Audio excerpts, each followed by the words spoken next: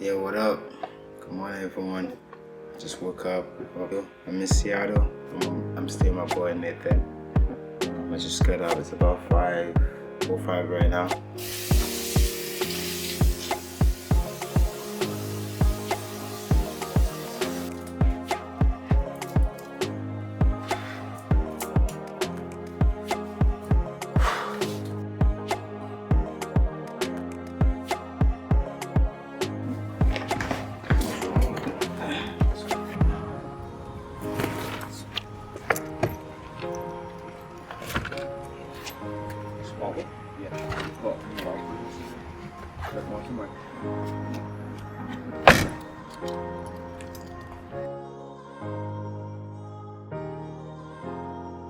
Too, Right. And then one, it's not work, right? Because work is just like a chore that you do every day to help sustain yourself. So you can have 3 priorities for you.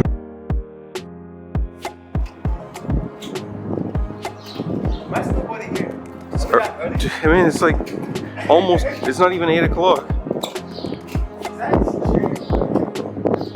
What? Is that a chair anyway? Chair? Is that a chair anyway?